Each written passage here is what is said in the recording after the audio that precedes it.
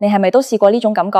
明明自己每日醒吃儉用，餐餐睇住個價錢牌嚟叫飯，凍飲加個2蚊都忍住手唔加。平時落街買嘢行多3條街，就係為咗日間平2蚊嘅超市。去深水埗睇到10蚊3件嘅日用品，就覺得自己賺到笑。但係每到月底打開個銀行戶口，個數字居然完全冇變過，甚至年年清。辛苦工作咗大半輩子，身邊積蓄依然少得可憐。如果以上嘅情景你中咗其中一樣，咁你今日真係要聽清楚，因為你根本唔係精明，你係落入咗商家精心設計嘅越慳越窮陷阱，變咗人哋眼中最好割嘅大水魚。大家成日聽老一輩講，省錢係美德，積少成多，水滴石穿。但喺呢個時代，好多你以為好精明嘅習慣，背後其實係用緊你最寶貴嘅時間、健康、情緒，甚至係你未來嘅賺錢能力，去換取嗰3、5、7蚊嘅微小折扣。呢種行為喺理財學上面叫做貧窮陷阱。今日我就一次過同你徹底拆解，究竟係邊幾個香港人最容易犯嘅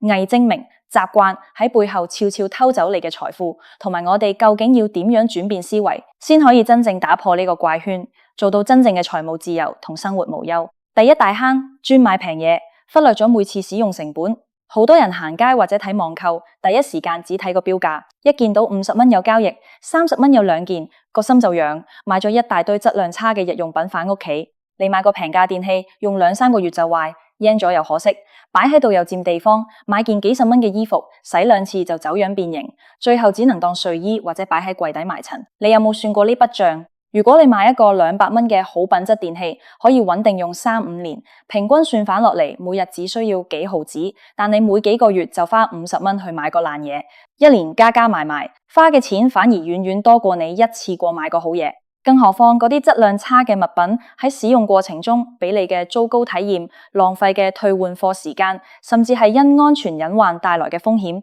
呢啲全部都係隱形成本。精明嘅人買嘢從來唔係睇當下俾咗幾多錢，而係睇個物品嘅每次使用成本同埋佢帶來嘅真正價值。第二個坑更加扎心，用最寶貴嘅時間去換最微不足道嘅折扣。香港係一個節奏極快、時間成本極高嘅城市，但我哋成日睇到一間店鋪只要搞推廣，送個價值10蚊嘅洗潔精或者平5蚊嘅蛋撻，門口就會排起一條長長嘅人龍。你可以喺大汗淋漓嘅夏天排隊排足大半個鐘，甚至為咗慳幾塊錢巴士車費，特登喺大太陽下行多3條街。你平時返工，每小時嘅人工可能係幾十蚊，甚至上百蚊，但放咗工，你卻心甘情願用自己一整小時嘅自由時間去換取那微不足道嘅5蚊、10蚊。你嘅時間真係咁唔值錢咩？如果把呢個半鐘拎去休息、放鬆，陪下屋企人，去學習一門新技能，甚至係好好思考下自己嘅職業規劃，佢所能創造嘅長遠價值，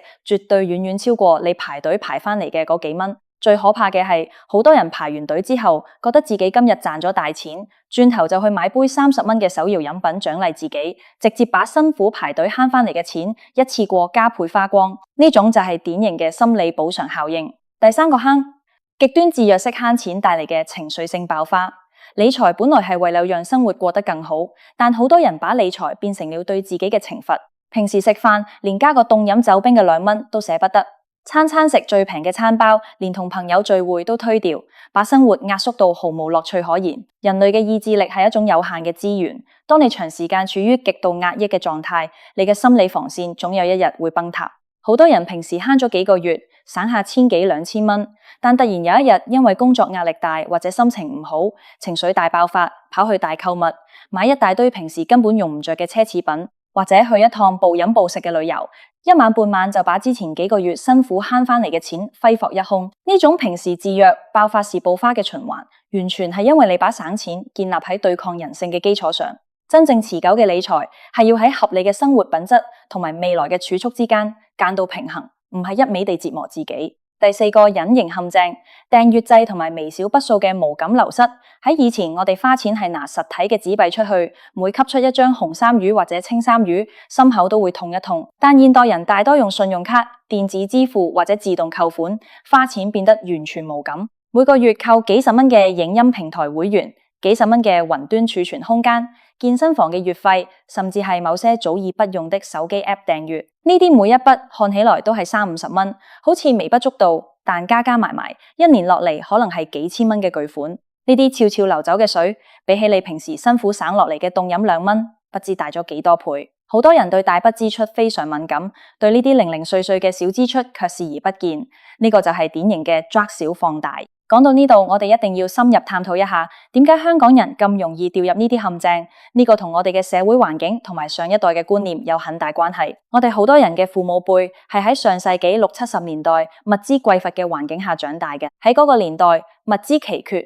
人工低，省下每一分錢就等於生存嘅保障，所以能省就省，買平唔買貴，成為咗佢哋嘅生存哲學，並且深深刻入咗佢哋嘅基因裏，再代代相傳給了我哋。但係今日嘅香港，經濟結構同埋消費模式已經發生咗翻天覆地嘅變化。今日嘅商業社會充滿咗各種各樣精妙嘅行銷心理學，商家比你更了解你嘅弱點，佢哋利用限時折扣、買一送一、加1蚊多一件等手段，製造出假象，讓你以為自己佔咗便宜。但實際上，你係花咗原本不需要花嘅錢去買咗原本不需要嘅嘢。如果你依然用50年前嘅傳統慳錢思維去應對今日充滿誘惑嘅商業世界，你只會越陷越深。再嚟看看香港人喺人生不同階段最容易遇到嘅大錢陷阱。如果你現在係20多歲或者30多歲嘅年輕人，你最需要警惕嘅唔係平時食飯花咗幾多錢，而係你嘅人力資本投資。喺人生嘅黃金期，你最好嘅投資永遠係你自己。如果你為咗省下幾千蚊嘅進修學費，或者省下買幾本好書、參加行業研討會嘅錢，而錯失咗提升自己專業技能、擴展人脈圈子嘅機會，導致你在職場上幾年都冇得升職加薪，呢個先係最大嘅損失。一個月薪2萬嘅人，如果透過提升技能做到月薪4萬，一年就多出24萬嘅收入。呢24萬你靠餐餐食、餐包、散凍飲，散一輩子都散唔返嚟。所以年輕時千萬唔好把所有精力放在點樣省錢上，而係要放在點樣提升自己嘅賺錢上限上。如果你現在係40多歲或者50多歲，開始要考慮家庭、子女教育同埋未來嘅退休規劃，咁你就要特別留心資產配置同埋防騙嘅問題。呢個年齡層嘅人通常手頭上已經有咗一定嘅積蓄，但也最容易成為金融市場或者無良商戶眼中嘅標靶。例如近呢幾年，好多人因為擔心通脹或者想快啲賺取高回報，去買咗一些自己根本聽唔懂嘅高風險理財產品，甚至掉入各種各樣嘅投資騙局，一下子把幾十年辛苦積攢嘅幾百萬積蓄虧光。又或者係喺購買一些大型健康產品、醫療保險，甚至係政府年金同埋長生津嘅申請上，因為冇做足功課，被某些不實嘅宣傳或者無良嘅中介牽住鼻子走，最後不僅冇保障到退休生活，反而損失慘重。特別係近年香港人好流行北上消費，去深圳或者周邊城市買嘢、食飯、睇牙，甚至養老。北上消費確實物美價廉，但如果你完全唔了解內地嘅商業規則、合同細節同埋消費保障機制，盲目跟風去買一些大額嘅服務套餐或者投資房產，往往很容易踩坑。你以為自己北上係去大省特省，結果因為資訊唔對稱，被某些專門針對港人嘅商家套牢。呢啲案例喺近2年簡直係屢見不鮮。咁我哋究竟要點樣做，先可以真正走出越慳越窮嘅死胡同，建立起一套健康、有效而且可持續嘅財務管理系統？